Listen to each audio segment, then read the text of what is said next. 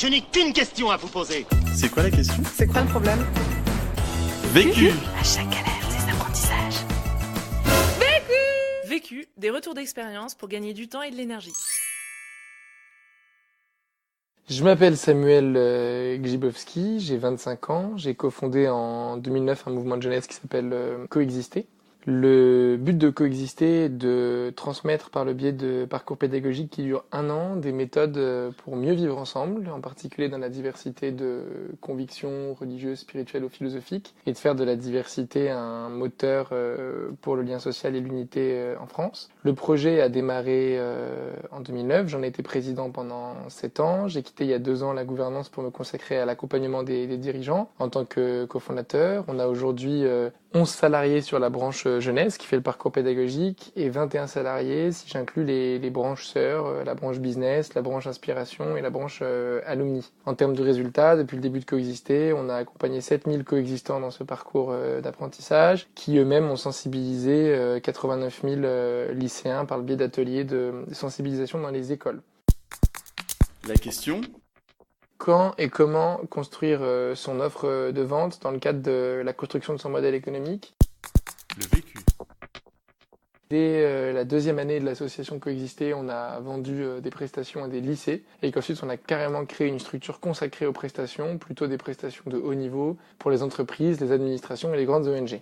Au départ, ça n'a jamais été vraiment difficile pour nous de dire quand et comment lancer son offre de vente parce qu'on a été appelé sur les missions qu'on a réalisées. La petite difficulté, ça a été de prospecter de nouveaux clients ou partenaires et de définir le tarif. Premier apprentissage. Pas attendre d'avoir un modèle économique stable pour commencer à travailler. Notre modèle économique aujourd'hui, il a absolument rien à voir avec l'idée qu'on avait au départ. D'ailleurs, on savait même pas qu'on serait une entreprise sociale au début, on penserait qu'on serait simplement une association. On n'imaginait pas qu'on vendrait autre chose que des ateliers à des lycées, alors qu'aujourd'hui on vend à des grands groupes du CAC 40. Et même au début, je dirais, quand les lycées nous payaient pour nos ateliers, on n'envisageait pas ça comme une vente, mais plutôt comme une contribution, un don en échange du temps consacré. Donc mon premier apprentissage, c'est de ne pas attendre et de commencer à avoir son activité économique autonome, en hybridant, je vais parler de l'hybridation après, sans avoir un modèle stable tout de suite et quelque chose d'extrêmement solide, opérationnel. Ça se construit en même temps que le projet. Deuxième apprentissage. Mon deuxième apprentissage, justement, c'est l'hybridation. Alors, l'hybridation, c'est un mot qui recouvre 2 réalités. D'abord, ça veut dire qu'en France, il n'y a pas de structure juridique qui épouse le modèle économique de l'entreprise sociale. Une entreprise sociale, c'est toujours soit une association 1901 qui a quelques curiosités, originalités, soit une société SAS qui fait la même chose dans l'autre sens, avec la SCOP de 2014 de Benoît Hamon qui est un peu une alternative, mais avec l'immense contrainte que la moitié de la boîte doit être possédée par les salariés, ce qui donc ne favorise pas la dynamique entrepreneuriale des fondateurs. L'hybridation, donc, ça veut dire avoir plusieurs structures qui se partagent des domaines, des secteurs d'activité. Souvent une société commerciale qui fait de la vente et une société non lucrative qui fait de l'exploitation, de l'activité. Mais hybrider, ça veut dire aussi avoir un modèle économique avec des sources plurielles et complémentaires. Alors que dans l'économie classique, chaque structure a une ressource principale et des ressources mineures. Là, on a 3 types de ressources dans lesquelles à chaque fois il y a des ressources majeures et des ressources mineures. Les 3 types de ressources dans l'entrepreneuriat social, c'est le privé, le public et l'autofinancement. Le privé, ça inclut tout ce qui est mécénat, dons et contributions de particuliers, défiscalisées. Le public, c'est des subventions de l'État. Et l'autofinancement, c'est les produits de la vente. Chez nous, dans le mouvement Coexister, aujourd'hui, 4 branches confondues, on est à 42% d'autofinancement. Et les 58% restants, ça va être 41% du secteur public et le reste du secteur privé. Ça, c'est le modèle actuel, mais ça, c'est pour les branches, toutes branches confondues. Si je prends la branche jeunesse, qui est la plus importante pour nous, on est qu'à 32% d'autofinancement. L'autofinancement dans la branche jeunesse, il vient des ateliers de sensibilisation, de la boutique, des adhésions, des participations aux frais pour les événements, et surtout des dividendes de Convivencia, qui est notre structure business. Et l'autre chose par rapport à l'hybridation, au-delà des structures plurielles, d'avoir des sources plurielles. Dans chacune des ressources plurielles, il y a des acteurs majeurs et des acteurs mineurs. Par exemple, dans la ressource autofinancement, pour nous, l'acteur majeur, c'est Convivencia, qui donne des dividendes à Coexister. Et ensuite, on a des acteurs mineurs, comme la boutique. Pareil pour le privé, l'acteur majeur, c'est Total, et puis des acteurs mineurs. Donc, Total est sur un don à 6 chiffres, les acteurs mineurs sur des dons à 4-5 chiffres. Et puis sur le public, c'est la même chose. L'acteur majeur, c'est la France s'engage, avec une grosse subvention de 150 000 € par an. Et les acteurs mineurs, c'est des petites subventions régionales ou territoriales. Troisième apprentissage. Mon troisième apprentissage, c'est dans la façon de prospecter le privé et le public. Il faut construire une offre spécifique. Demander un don, donc un mécénat, à l'État ou à une entreprise, ça veut bien dire que même s'il y a un contre-don, c'est un don. Ils donnent, donc ils achètent pas. Et dans la façon de les convaincre de donner, il y a des constantes. Le but, c'est d'essayer de leur prendre leur argent sans retour. Donc ça, c'est quand même la constante. Mais il y a aussi des choses qui les distinguent, puisque l'État n'a pas du tout les mêmes critères de discernement qu'une entreprise. L'État va surtout chercher un impact social qu'elle peut valoriser, qui correspond au prolongement de son action publique et qu'elle peut revendiquer derrière, qui rentre dans sa typologie actuelle, dans ses priorités, dans son budget. Donc ça demande une connaissance assez pointue des politiques publiques, de la psychologie des députés ou des élus ou des cabinets pour déterminer qu'est-ce qui est important pour eux. Donc là, une formation politique peut aider. C'est le seul point fort des formations politiques dans l'entrepreneuriat social. Et dans le secteur privé, il va y avoir une recherche d'impact social, mais surtout une recherche d'efficacité. C'est-à-dire que l'argent soit utile, que 1 euro en 2016 ait 4 fois moins d'impact que 1 euro en 2020, qu'il y ait des économies d'échelle qui soient faites, que la croissance soit exponentielle et pas proportionnelle, et aussi une valorisation de la marque, de pouvoir dire votre projet qui est trendy, qui correspond à un sujet pour les Français, c'est là qu'une étude peut aider. Moi, BNP, moi, entreprise privée, je peux revendiquer, vous avoir aidé, et donc valoriser ma RSE et mon image de marque. Derrière, pour l'entreprise, il y a quand même un intérêt capitalistique, malheureusement, puisqu'elle utilise le partenariat avec l'entreprise sociale pour valoriser son image et donc augmenter ses profits. Alors, dans le secteur public, nous, on est assez singulier dans la famille de l'ESS, c'est qu'on n'a que des formations Sciences Po, dans les dirigeants de coexister, il n'y a pas de formation éco, et donc du coup, on connaît très bien le secteur public, les cabinets, le Parlement, et donc on passe beaucoup de temps avec eux, déjà parce qu'on y prend un certain plaisir, à être proche de l'appareil d'État. Beaucoup d'entre nous rêvent encore ou rêvaient d'être hauts fonctionnaires, et peut-être que certains le seront. C'est vrai qu'il y a une relation particulière à l'État comme garantie de l'intérêt général. Quand c'est pas le cas dans une structure, j'encourage à s'appuyer sur ceux qui connaissent ce secteur, comme nous. Justement, deuxième point, sur le secteur privé, on n'a rien fait tout seul, on connaît pas les milieux éco, on connaît pas la psychologie d'un fondateur d'entreprise. C'est des choses qui nous paraissent relativement aberrantes en tant que formation Sciences Po, de gagner des milliers des cents dans une boîte privée. Donc du coup, on a demandé conseil à des gens qui connaissent le secteur. Pas plus tard que la semaine dernière, on était avec un entrepreneur du secteur privé au Luxembourg, qui a donné beaucoup de conseils à coexister sur quels a été les moteurs de sa carrière et qu'est-ce qui l'intéresse lui en tant que banquier et pourquoi est-ce qu'il peut contribuer à un projet d'entrepreneuriat social. On n'aurait pas compris autant qu'aujourd'hui le secteur privé sans son aide. Quatrième apprentissage.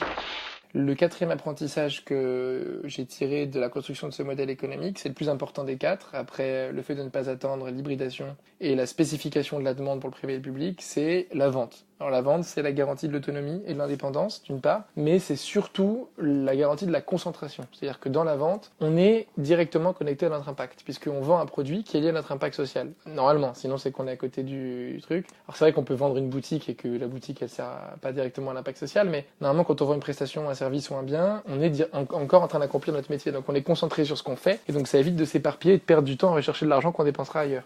Dans la recherche de clients, il y a deux conseils qui me paraissent importants. D'abord, il y a la légitimité de ce qui a déjà été fait, en montrant la valorisation du bénévolat, en la mesurant. Le bénévolat, d'après l'INSEE, il est valorisé 16 € de l'heure par bénévole. Donc si un bénévole, comme chez nous, s'engage 5 heures par semaine, ça veut dire qu'à la fin de l'année, quand on prend tous nos bénévoles, on fait 840 000 € d'économie par an, grâce au bénévolat. Et donc, en valorisant le bénévolat, on peut montrer la force de travail qu'on a dans la délivrance de prestations et que quand ils vont acheter le service qu'on leur propose, c'est pas dans un intérêt particulier, mais dans un intérêt collectif, intérêt général. Je pense que pour Total, ça a été déterminant d'acheter notre prestation de conseil, sachant qu'on était une entreprise sociale qui n'avait pas d'intérêt particulier, parce qu'elle peut, en plus d'avoir une presta de qualité, avoir la possibilité de revendiquer une RSE en disant j'ai payé une entreprise sociale. Donc ça, je pense que c'est important pour elle, pour Total, sachant qu'on avait 8 concurrents sur ce contrat, et donc du coup c'était important qu'il y ait un argument concurrentiel. Le deuxième conseil que je donnerais sur la vente d'un service, c'est de définir le tarif le plus haut possible,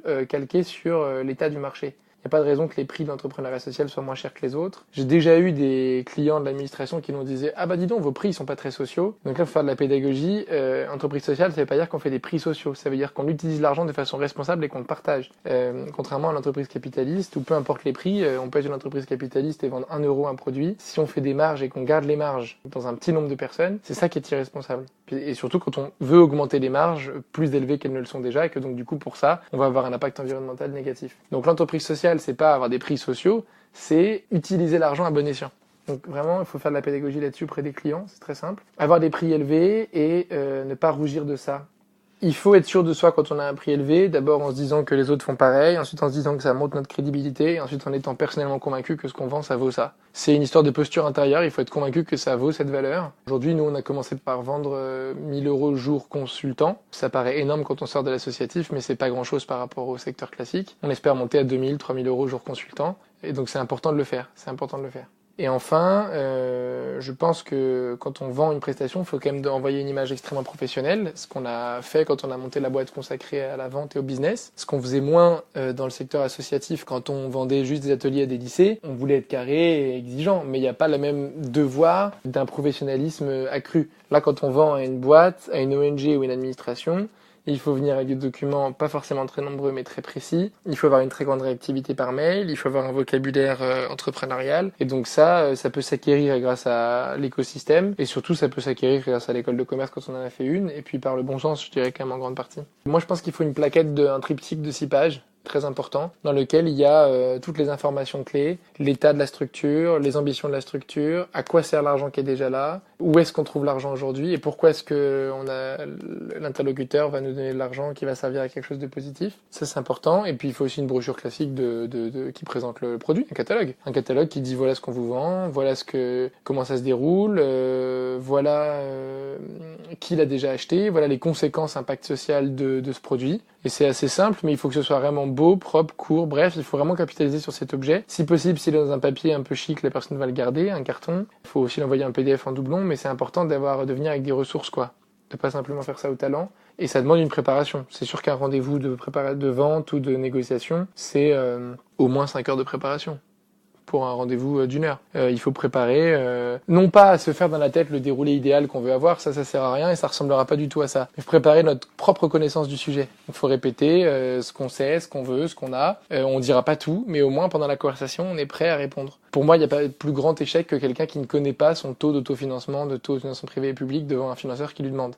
Un entrepreneur, il sait en permanence ses taux, il sait les délivrer tout de suite. Le taux d'autofinancement, c'est un chiffre à connaître en permanence. C'est-à-dire quelle est, dans mon budget global, dans le cash qui passe chez moi, la part d'argent que j'ai moi-même généré par rapport à l'argent que je reçois d'un financeur privé ou public. Le taux d'autofinancement, c'est la part d'argent dans mon budget global que j'ai moi-même généré, c'est-à-dire qui est issu de mes ventes, que ce soit de prestations de biens ou de services. Et donc c'est la part dans un budget global qui peut aussi recevoir des fonds privés ou publics. Et je pense qu'il faut donner 2 chiffres, un chiffre global et un chiffre par activité. Je prends l'exemple des petites cantines que je connais bien. Leur activité d'une petite cantine est 100% autofinancée. C'est-à-dire que la petite cantine ne reçoit pas de fonds, ni privés ni publics. Et toute la vie de la petite cantine vit en fonction des ventes. En revanche, là, on est sur 100% d'autofinancement, comme ma branche business chez moi, Convivencia. En revanche, la structure petite cantine qui fédère toutes les petites cantines, elle reçoit des investisseurs privés, publics, je sais pas. Et donc, du coup, leur taux d'autofinancement va être la part de ce qu'ils génèrent au global sur le budget global. Et c'est important de connaître ces chiffres-là parce que ça donne à notre interlocuteur montrer qu'on connaît notre projet, son passé, son présent, son avenir. Ce que j'ai fait, quel chiffre j'ai atteint. Aujourd'hui, j'ai pas réfléchi 3 heures pour dire que j'ai rencontré 89 000 lycéens en 9 ans et qu'on a accompagné 7 000 coexistants. Il faut connaître ces chiffres à toute heure et les mettre à jour régulièrement. C'est très important. Et donc, travailler son rendez-vous, c'est augmenter sa culture vis-à-vis de soi-même, connaître son identité, son projet. Et encore une fois, ça ne veut pas dire contrôler la réunion, il faut se laisser surprendre par le rythme que va imposer l'acheteur ou le partenaire. Mon premier prix, je l'ai défini en regardant ce que faisait un cabinet de conseil classique pour des juniors. Un junior chez EY ou chez PwC ou chez Accenture ou chez Boston, il génère 1000 € net jour. Après, il y a les prestations de conseil sur le long terme. Là, on s'est inspiré de l'écosystème. On s'est inspiré de vous, par exemple, de Ticket for Change. J'ai demandé ce que Corpo facturait sur une prestation 6 mois, par exemple. Nous, on a facturé 100 000 € chez Total pour 6 mois d'accompagnement, par exemple. Et sur les lycées, qui était la première chose qu'on facturait, mais côté associatif, c'était plutôt en fonction de ce que le lycée était prêt à donner. C'est-à-dire qu'au début, on a demandé un don au lycée, donc on a fait une moyenne, on a vu 500 €, boum, on a dit 500 €, quoi. Conseil Pour gagner du temps. Qu'est-ce qui me fait gagner du temps dans la construction de la vente de mes services ? D'abord, c'est d'écrire les outils en avance, de prendre du temps pour écrire sur du document brut avant de le confier à l'équipe com qui va le mettre en page ou le designer. Apple a prouvé qu'on vit dans un monde où la forme est autant importante que le fond, et donc c'est extrêmement important de soigner sa forme beaucoup, mais pour ça, les équipes com, elles ont toujours besoin d'avoir un contenu brut. Donc il faut vraiment travailler son contenu brut d'abord. Conseil pour gagner de l'énergie. Il faut réutiliser les mêmes contenus. Il faut bien penser son storytelling. Et pour moi, le storytelling, on le change une fois par an, maximum, une fois tous les 2 ans. Une fois qu'on a un contenu fixe, On change juste les chiffres, on change l'actualité, on change le partenaire, mais il faut garder la même trame, quoi. L'autre question. Comment faire pour augmenter un tarif sur un client qui est déjà habitué à payer un autre tarif? Vu, Vécu. vaincu. Pour plus de vécu, clique vécu.org. Voilà, ça répond à votre question. Vécu. Buy ticket for change. Pour d'autres podcasts vécus et une méthode pour apprendre de ta propre expérience, rejoins-nous sur vécu.org. Et si tu aimes les podcasts vécus, n'hésite pas à nous le dire en laissant un commentaire étoilé depuis l'application où tu écoutes ces podcasts. À très vite!